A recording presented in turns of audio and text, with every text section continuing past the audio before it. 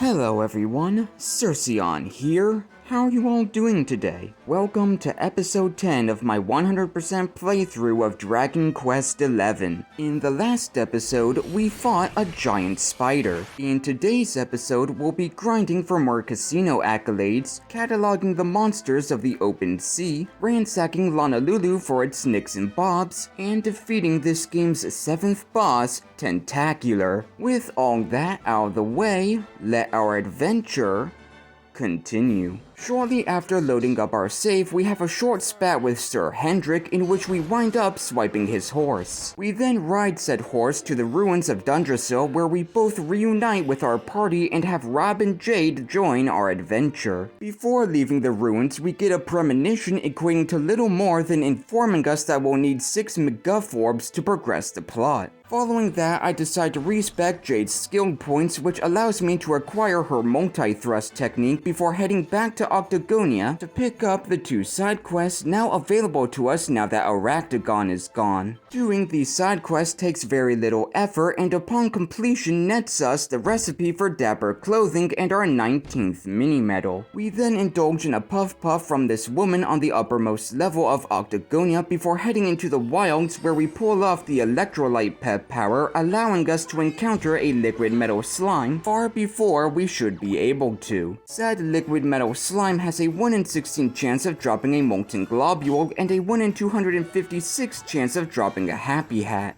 Having managed to defeat this slippery slime, I indulged in some well-deserved level ups before heading to this area's campsite to forge some new gear for my party, the most important of which were the bunny girl outfit and head turner outfit for Jade and Sylvando respectively. With that done, we then made our way over to Puerto Valor where we not only opened the sea gate allowing us passage to the open sea, but also fulfilled this chap's dream of seeing Jade in a bunny girl outfit which net us our 20th mini medal. But being back in Puerto Valor put me in a melancholic mood, one that could only be absolved by gambling. We still needed the last 2 poker accolades which we failed to get on our first go of this casino after all, along with the myriad of slot-specific accolades which I had yet to even touch. The first thing I did upon heading back inside my unyielding nightmare was pick up this tombola ticket before trying my best to get the accolade for getting 10 double or nothings in a row. Now this may just be a conspiracy, but after talking to this fortune teller who told me I'd be lucky on the table today, I wound up getting that very accolade by just mashing a few minutes later. Whether this actually contributed to me getting this accolade, I don't know. But what I do know is the Royal Jelly Flush put up one hell of a fight. Not only did it take a total of 10-ish hours to obtain, during which I got the remaining poker chest items I had yet to acquire, but I had also managed to quintuple my token amount by the time I finally got this card combination to appear. My utter joy for finally acquiring this accursed accolade was short-lived though, as I soon remembered I had yet to even touch the dreaded slot accolades. However, I can only assume the Almighty himself took the wheel, as within only 2 hours I had not only managed to hit a jackpot, but also got every other slot-related accolade, allowing me to finally escape this neon-lit prison after swiftly purchasing a lightly nance for Jade with my surplus of tokens. We then set sail for the open sea to begin cataloging some new monsters for our bestiary,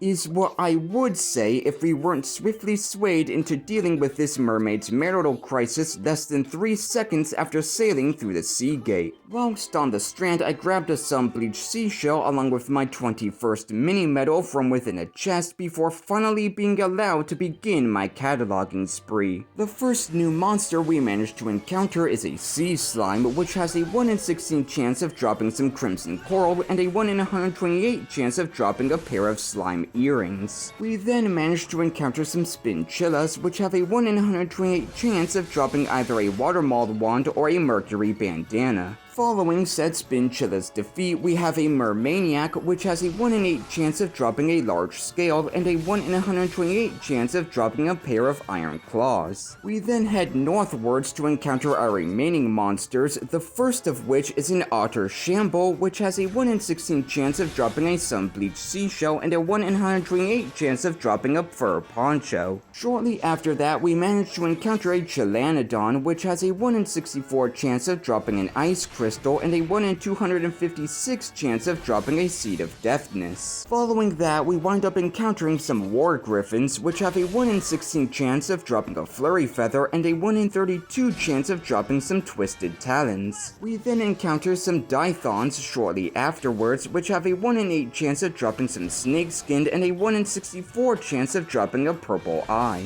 The penultimate monster we managed to encounter is a Handsome Crab, which has a 1 in 32 chance of dropping a Blue Eye and a 1 in 64 chance of dropping a Diamond. We're then forced to wait until nightfall to encounter a King Squid, which has a 1 in 8 chance of dropping some Water Sedge and a 1 in 32 chance of dropping a Pink Pearl. With the monsters of the Erdrean Seas now catalogued in our bestiary, we're free to sail to Lanalulu to ransack it of everything it's worth. The only collectible of note is this clump of Think Incense, which is located near the Cannon Lady. Following that, we can find 2 recipe books located within both the armor shop and weapon shop, along with this chest by the docks containing 3,000 gold coins, and a pair of airfoil earrings within a dresser in the house adjacent to the item shop. We're then forced to listen to some anti-mermaid propaganda before being asked to deal with some squid that's been wreaking havoc along the coastline. We make sure to buy some cannon ammo from the Cannon Lady, which we use to greatly weaken the tenacious Tentacular. Tentacular has a total of 1345 HP and would be frightening if he were well. Frightening. Seriously, this fight is so laughable to us due to us being so overgeared and overleveled that I straight up didn't get any footage for originally and had to reload a save just to get the footage you're seeing here. Following Sénior Squiddy's defeat, we locate the grandson of the man Michelle the Mermaid asked us to find, who tells us that not only is his grandpa very much dead, but he himself doesn't want anything to do with Michelle. We deliver this news to Michelle, who takes it about as well as you'd expect.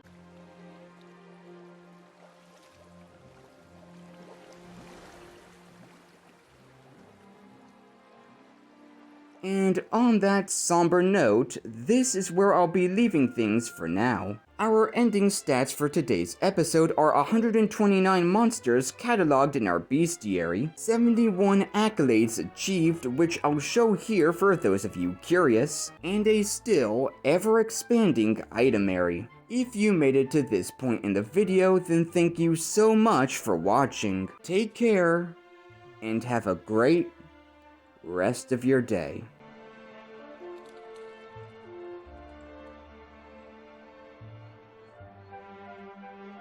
It just goes on and on and on.